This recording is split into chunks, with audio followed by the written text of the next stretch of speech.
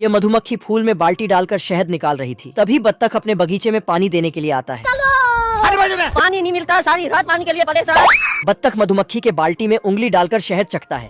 जैसे ही मधुमक्खी निकलने ही लगती है कि इसके दिमाग में खुरापाती आइडियाज आने चालू हो जाते हैं। अरे मुझे चक्कर आने लगा। जैसे कि मधुमक्खी का पीछा करके उसका शहद चुराने के बाद अपने खाने के ऊपर शहद डालकर खाएगा, ऐसा सपना देखने लगता है। हम रात कांड करबो, रात कांड। बत्तख मधुमक्खी को ढूंढने के लिए निकलता है, मगर मधुमक्खी इसके पीछे से अंदर चली जाती है। तो बत्तख को मधुमक्खी नहीं मिलती तो वह भी अंदर चला आता है। तभी मधुमक्खी बाल्टियों में शहद लेकर जाते हुए बत्तख को दिखती है। तो मधुमक्खी इतनी चालाक के शहद छुपा देती है। अरे बाप रे। मधुमक्खी फूलों के कपड़े पहन के चुप कैसे भागने ही लगती है कि बत्तख इसको धर लेता है और इसके पीछे शहद की बाल्टी लटकती हुई देखता है।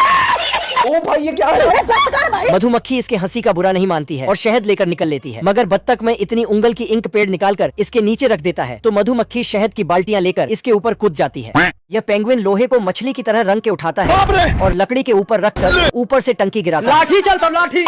और लोहे को ऊपर उड़ाने के बाद सीटी बजाकर बकुले को आवाज देता है। मालिक वो देखो वो देखो। तभी बकुला मछली समझ के उड़कर आता है और इसे निगल लेता है।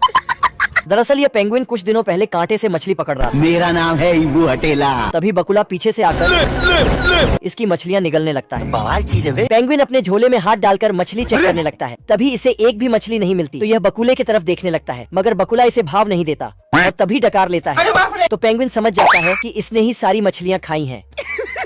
पेंगुइन इतना चालाक कि इस बारी मछली की जगह जूता निकालता है और बकुल के मुंह में डाल देता ओ है। भाई ये क्या है?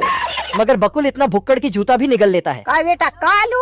पेंगुइन मछली पकड़ता है और जैसे ही हाथ में लेता है कि बकुल इसकी मछली दूर से ही सांस अंदर लेकर खींच लेता है। बस बहुत हो गया। ये देखकर पेंगुइन और बकुल में मारामारी हो जाती है।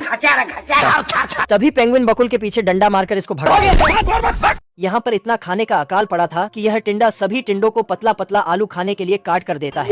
यहाँ पर इतनी भूखमरी है कि यह टिंडे का परिवार पूरा भूखा है। भगवान क्या जुल्म है। तभी यह टिंडा अपने परिवार को भूखमरी से बचाने के लिए रानी मधुमक्खी के पास चले जाता है और गिटार बजाकर रानी मधुमक्खी को खुश करने लगता है। यह देखकर रानी मधुमक्खी के आंखों से आंसू आते हैं। तो रानी मधुमक्खी घंटा बजाकर सारे वर्कर्स को बुलाकर टिंडों के लिए खाना इकट्ठा करने के लिए बोलती है।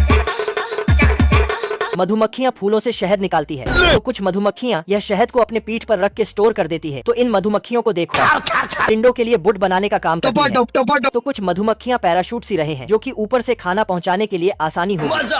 तो उनके बाजू में देखो, कुछ मधुमक्खियां मशीन में आटा डालकर बाहर निकालकर बेल के वीक बना रहे हैं। इन मधुमक्खियों को देखो, टमाटर केचप के खाली डब्बे में बूट के साँचे को डालकर कार का स्ट्रक्चर बना रहे हैं। तो कुछ मधुमक्खियां कार को लगाने के लिए चिंगम को ऑटोमेटिक चबाने वाले मशीन में डालते हैं। तो मशीन चबाकर सांचे में डालकर कार के लिए टायर बनाती है। मधुमक्खियां सारे पार्ट्स जोड़कर कार बनाती हैं और उसमें बैठकर टिंडों के लिए खाना सप्लाई करने के लिए निकल पड़ती हैं। सारी मधुमक्खियां भपोले का आवाज सुनकर भाग के हेलीकॉप्टर में बैठ जाती हैं, जो कि छत्ते का बना था। तो कुछ मधुमक्खियां छत्ते को नीचे से उठाकर उड़ने लगती हैं, लेकिन कुछ मधुमक्खियों ने शहद को भरने के लिए पेन को प्लेन बनाया है। ओ भाई ये क्या है? रुक जा के नागमणि लेके जाएगा पूरी। तभी मधुमक्खियां शहद की बूंदाबांदी चालू कर देती है। यह देखकर रानी मधुमक्खी भी अपने हेलीकॉप्टर से खाना नीचे गिराती है। धीरे धीरे करके शहद की बूंदे टिंडों के ऊपर गिरना चालू हो जाती है। तो बूंदे गिरने की वजह से सारे टिंडे अपने रंग रूप में आके खुश होकर अपना नाच गाना चालू कर देते हैं। यहाँ पर इतनी भुखमरी है कि यहाँ की मुर्गियाँ भी खाना न मिलने की वजह से पूरी पतली हो चुकी है। अरे बाप रे। तभी शहर की बूंदाबांदी इनके ऊपर गिरती है तो यह अपने रंग रूप में आकर 14 कैरेट गोल्ड का अंडा देने लगती है।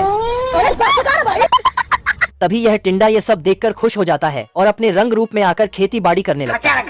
तो कुछ दिनों बाद इसके खेत में मकई भी आना चालू हो जाते हैं। आज कमाएंगा तो